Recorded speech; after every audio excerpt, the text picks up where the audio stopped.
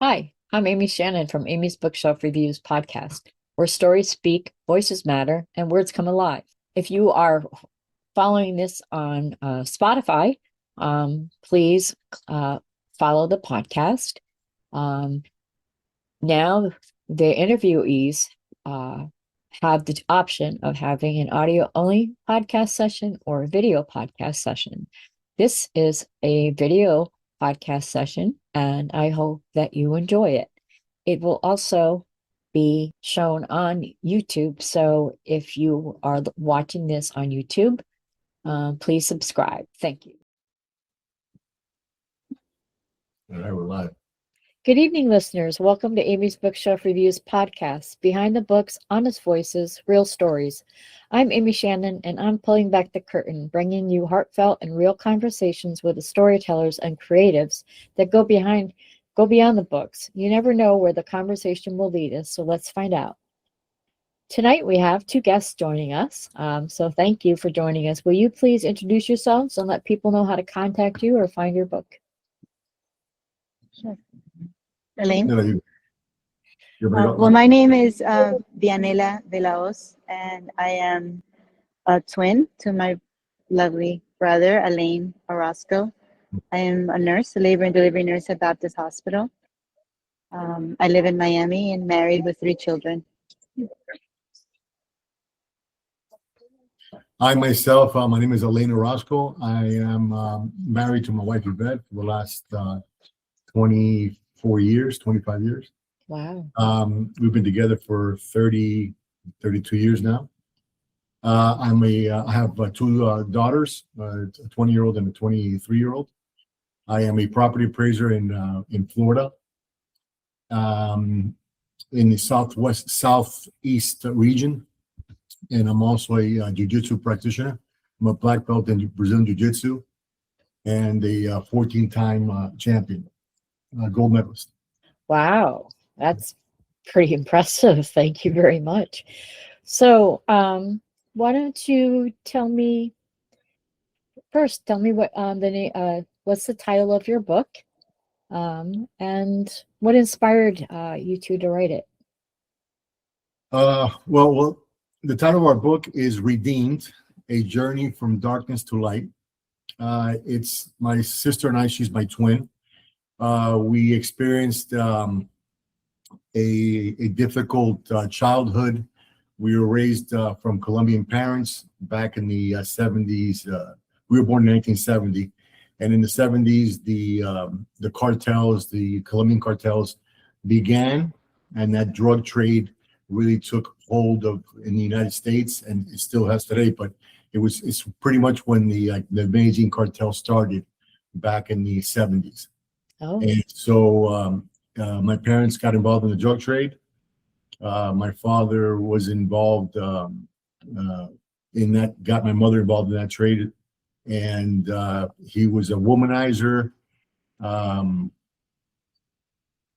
mean, I don't know if I remember. I mean, in the back of the book, it talks about my mother was murdered in 1982. I'm And sorry. so it's okay. And so my sister and I, the story starts off where my sister and I take off from there. Where we ended up. We ended up with family members. We were separated, my sister and I. A couple years later, we were reunited again, living with our father. I got into the drug trade with my father, and in 1989, I was arrested by the federal government, and spent almost 11 years in federal prison. So the story basically starts where I begin to redeem myself in 1993, when I gave my life to Christ. And I started to redeem myself and started to just release and find a path of forgiveness. And so it talks about a lot of the things that happen in our lives, the gifts that God gave to me. One of the first gifts that He gave to me was my wife. My wife, I had met her in 1982 when I was 12 years old. And while I was in prison, she came to see me. And she stayed with me for the next 7.5 years. And we've been together for the last 32 years. She sounds amazing. She is amazing. She's a beautiful woman. She's amazing. And she's given me two beautiful daughters. So the story goes off, it talks about all the details that happened, how my sister and I dealt with mental health. Right. We have our post-traumatic stress. We have our PTSD that we've dealt with. Yeah. My sister dealt with it earlier on. I dealt with it later. And do you think you still have some of that, like lingering? I do have a little bit, but it's not at the level that I had when it hit me. Because when it hit me in, I believe it was in 2014. And it was it just came out of nowhere. I literally went to sleep on a cruise, and I was having a fever. And when I woke up out of a nap, I woke up with post-traumatic stress. I mean, I woke up having a panic attack, several panic attacks that night. I had never had a panic attack in my life. Right. And the next 3 or 4 months were literally hell. I'm very sorry. I also have PTSD from domestic violence 20 years ago. So I can kind of understand it. It just hits you out of nowhere. It hit me out of nowhere. It hit me out of nowhere. I became afraid of the dark. I was afraid of crowds. I was, my vision was blurred. I couldn't be in cloudy days were very bad. Traffic was bad. I couldn't go up to the second floor in my house. All the lights in the house had to be on. So it was that type of, I became very hypersensitive right. to everything. I mean, I couldn't even wear a cap. I couldn't even wear a cap on my head because, or I couldn't wear sunglasses because I would be in the dark. I would be a shade, so the shade would go down. So it was just really bad until I was diagnosed with post-traumatic stress. And then I felt 50% better because at least I knew what was happening to me, because we didn't know for about 2 months what was happening to me. I think my sister thought that I may have had cancer or something. Something was happening in my stomach because the food was going right through me. I was losing weight. Yeah. I didn't know. I was, it got to the point where I was afraid I was going to end my life. I mean, I was scared that it got that bad. I didn't know. I never knew that option was even ever on the table for me. I never thought, I could do something like that. Right. And so that's when I went to a doctor, and within 2 minutes, he said, "You have post-traumatic stress. What happened to your life?" He just literally, he said, "What happened in your past?" Yeah. And I was surprised that he asked me. I go, "Why are you asking me that?" He goes, "Because you have post-traumatic stress." And I go, "How do you know I have that?" He goes, "Because your symptoms are my symptoms, and I have post-traumatic stress. I was paralyzed from the neck down. I was in a car accident, and he showed me a trachea scar on his neck. And he goes, your symptoms are mine. Yeah. What happened in your past?" And I told him, I just told him, 2 minutes version of it. And he goes, "You need to go see a psychiatrist right now, or a psychologist right now." Yeah. And I started therapy. And I started therapy for the next 2 months. He said that, it was a Christian therapist. Mm-hmm. And then I went to see him. He told me, you're gonna feel 80% better in the next 8 weeks. And I go, okay. He goes, "Just do everything I tell you to do, and you'll feel 80% better." And so he handed me a list for me to fill out, what the trauma was. Yeah. And so I filled it out, and I turned the sheet and I filled it out, and I handed it to him. He says, "I've never had anybody, fill out the full front page. You filled out the front and back. I usually have people that will fill out one line and said I was in a car accident, I was molested, right? When I was in a marriage, something to that effect. And you have just filled out the front and back page of this paper. So we have to go through every one of these incidences and go through it again. You got to repeat it." So we're, you mentioned, being religious, and were you? Did you ever have before this? Were you a religious person prior to? So it was just nothing. Well, What made you, or how did you find, I don't want to say find religion, it sounds kind of hokey, but My mother was Catholic, Mhm. so the typical Catholic that we would go to church on Sundays, and so my mother, believed in Christ and would go to church, but she also dabbled in other things as well. But I believe as a Catholic, I would just go to church and just see Christ on the wall. Yeah. And to me, it was, he died 2,000 years ago. I mean, what could he do for me today? I mean, I didn't have a relationship with Christ. Yeah. I didn't know what he can do with me. I believe in spirit because my sister and I had seen spirit. Yeah. We had seen our mother's spirit. Mhm. And so we believed in something was beyond. Yes. And then when I went to prison, there were Christian gatherings and Christian church. Mhm. And I began to start to go to church, but I kept my distance. Because they seemed like Jesus freaks, what we would call. Yeah. They seem like fanatics. And I go, this is, and so my position was, why are you searching for Christ now after you committed robberies, sold drugs, done all these things? Right. Why it seemed hypocritical to me. Mhm. And when in reality, we all come to Christ, we all ask for God's help when we're in trouble. Yeah. Yeah. It's the moment when you say, God, please help me, when you don't have control of the situation. So, I didn't see it that way. And then gradually, I just gave my life to Christ. I said, I can't do it anymore. Wow. That's amazing. I can't do it by myself. Yeah. Well, I actually think, Alain, I think when I saw his transformation or his introduction to it more is when he was in solitary confinement in prison. That's where, he shared that he was, he developed a relationship, with Jesus. Well, that's just it. It was a step. But I became a Christian and I gave my life to Christ in 1993. I went to prison in 1989. And I kept getting, I was always getting in trouble. I was getting into fights in prison and I would end up in solitary confinement. And so the only book that they give you in solitary confinement, the first that's there, they'll give you a Bible. Right. So I would start it. Okay, well, I have to read this because when you're locked up in a cell 24 hours a day, 7 days a week, you need, the only thing that makes time go by faster is reading.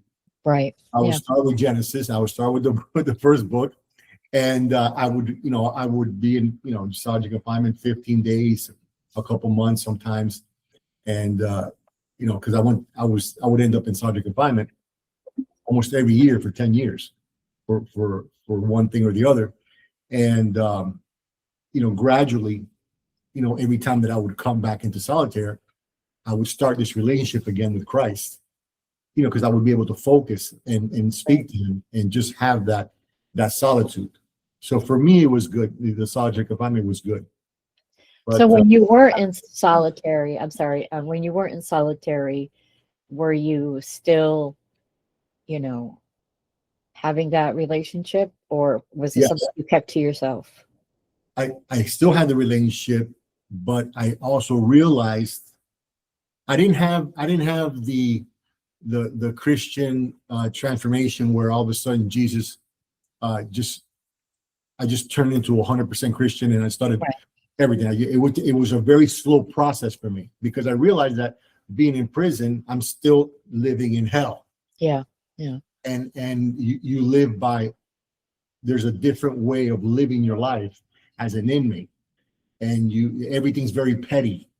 There's fights will start for no reason, for a stamp, it's for no reason. So the laws are different. Yeah. I knew that, okay, I'm in prison. I can't, I wasn't in the position to turn the other cheek. That's what I'm trying to say.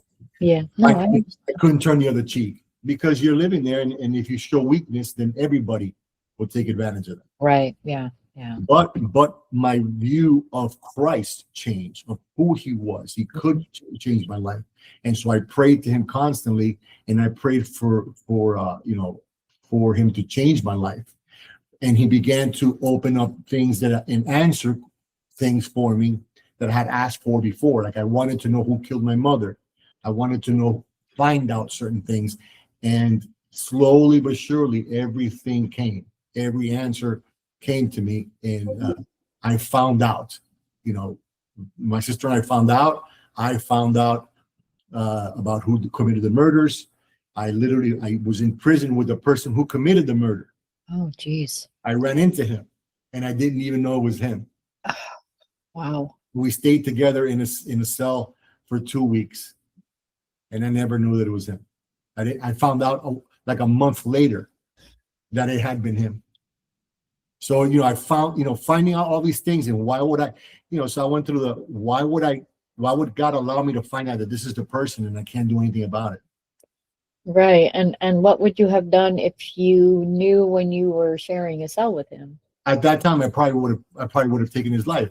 Right. But as time went on, as a Christian, you have to release everything and just give forgiveness for everything. And I did that eventually. It took me many, many years to finally, and PTSD, the gift of PTSD, which PTSD for me was a gift, because it really put me on my knees and it made me a better person. Yeah. And I was, it just made me a better person. And I was able to forgive everyone. Everyone. That's really remarkable. And, there's probably a reason why you didn't know that he was the killer until after you weren't sharing a cell, Correct. So I believe that there's there's a reason for everything. There's a reason for everything. Yeah. And I'm glad that I didn't know. Yeah. It's a good idea. It probably I think it would have, your life probably would have went in a totally different direction. Absolutely. 100%. Yeah. 100%. So what really what made you both to decide to share your story? I know that I'm a writer and an author, and sometimes just for me, writing things down and maybe not even sharing with people just how I feel or whatever helps just kind of get it out. When I don't have someone to talk to, I write it out, and it's so much easier for me to write it. So what made you want to share your story? I'll begin this. Let me finish this one. Yeah. It's in a private thing. I would have to say that very quickly, what inspired the book was really anybody who would hear our story. Anybody who would hear our story would be amazed at our resilience and how we remained kind people. And they would always say, like, you have to write a book. I am, because I'm a nurse, I had to educate myself on domestic violence, on trauma, and psychology. And so that gave me a lot of help, along with my own, like Alain. It helped me have great compassion towards my patients. And with that compassion and in caring for others, I healed, and I would share the stories with my brother. And so my brother would be very inspired by those stories, and he too wanted to help. And so we both, we both wanted to someday write the book, and we would always talk about it. Right. But it was truly my brother who really put the motions in place, and our reason, we didn't want it to be like a sense of entertainment.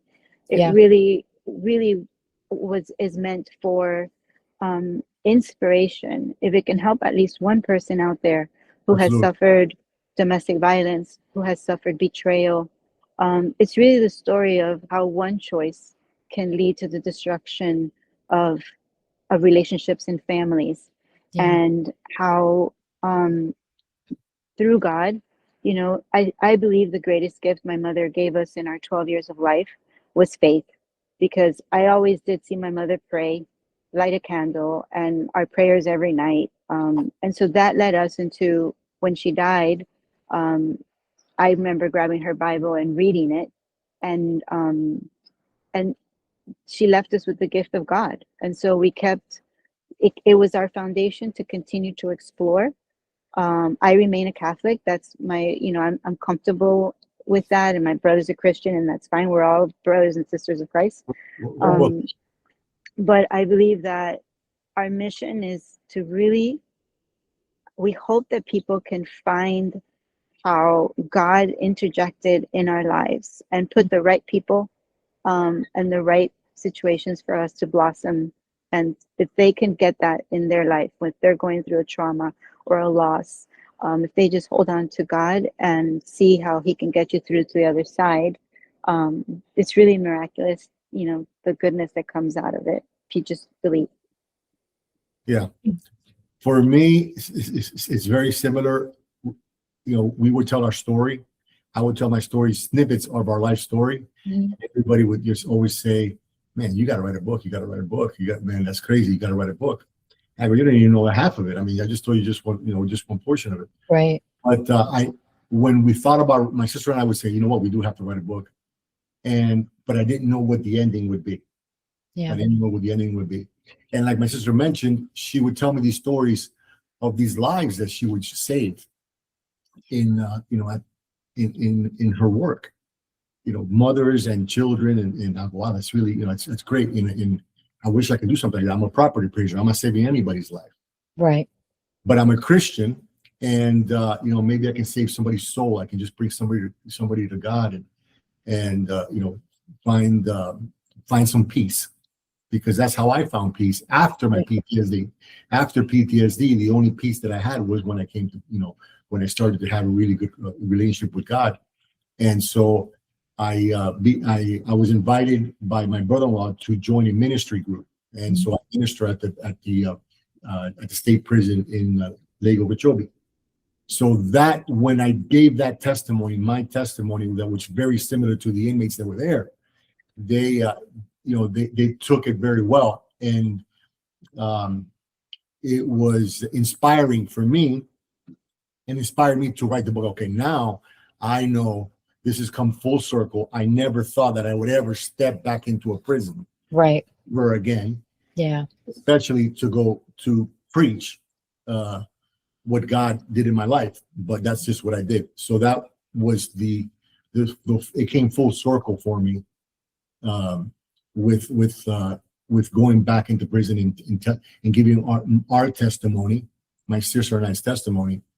And so I spoke with Michael, who was our co-writer, and he got us started writing the book. Him and his wife, Nancy, really helped us in the last 2 years. This book took 2 years to bring to light. Right. And so, now here we are, and all we can do is just hope that anybody who's been through PTSD, through any sort of trauma, a death in the family, any sort of loss, depression, being in that darkness, where I have literally felt that I didn't know I was going to make it out. When I was sitting in a prison cell, it's the farthest place. You feel like you're in the farthest place from humanity. Yeah. And when you're sitting in there, you just can't see. I couldn't see the life that I have right now. I could not have imagined the life that I live right now. It was just, my God, it was in a different universe. Right. I couldn't see him because even my wife, she stayed with me. I didn't have anything. I didn't even have my own to forget about money. I didn't have my freedom. Yeah. I didn't have my freedom. So for her to fall in love with me and stay with me during that period of time, just because she fell in love with me, and we fell in love with each other, without a dollar to my name or my freedom, it says a lot for who my wife is. Oh, yes, it does. It speaks very loudly. Yes. And she put her life on hold for 7 years and 3 months. So the life that I have now is it's just been a gift from God, and I'm just very grateful. And so I tell that to the inmates at the prison. I go, listen, you can have peace whether you ever get out or not. You can have peace in yourself, right where you sit, or you can have peace out here, because there's many people out in the free world that don't have peace. Oh, yes. They don't have peace. And my sister and I really do have peace. And I think that's wonderful. And I know that, you know, whatever, as long as you have faith, no matter what your faith is, Yes. that, you know, and you can be grateful for every single day that you wake up.